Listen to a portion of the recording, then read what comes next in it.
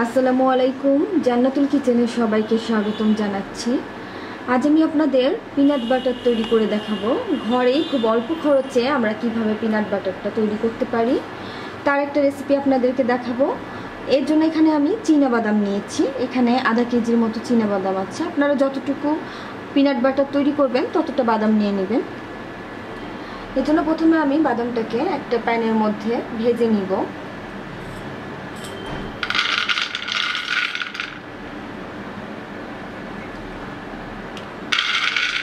অল্প অল্প করে বাদাম দিয়ে বাদামটাকে আমি ভেজে নিব। বাদামটাকে আমি নাড়তে থাকবো আর এইভাবে ভেজে নিব।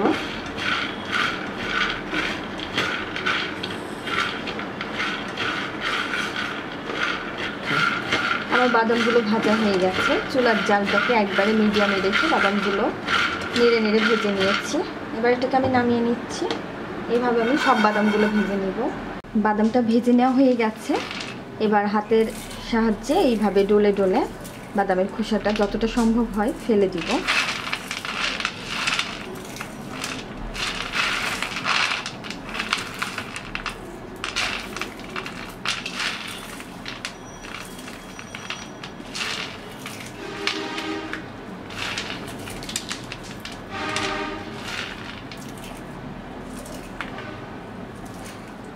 সব বাদামগুলো আমি ছিলে নিয়েছি। দুই একটা হয়তো খোসা লেগে আছে, এতে কোনো সমস্যা নেই।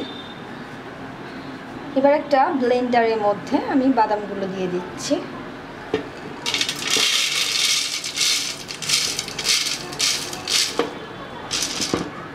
দুইবারে করব আমি। এবার ব্লেন্ডারটা অন করছি।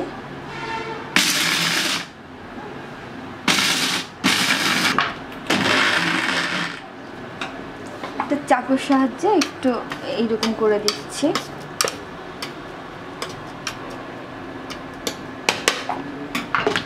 আবারও ব্লেন্ড করে দিচ্ছি।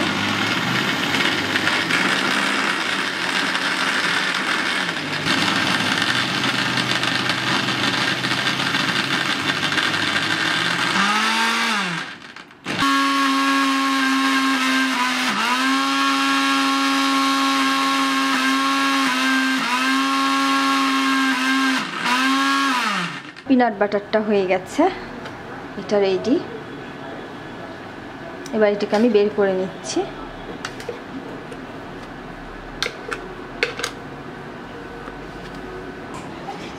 দেখলেন তো কত সহজেই খুব অল্প সময়ে এবং মাত্র একটি উপকরণ দিয়ে এই পিনাট বাটারটা আমরা ঘরেই তৈরি করতে পারি।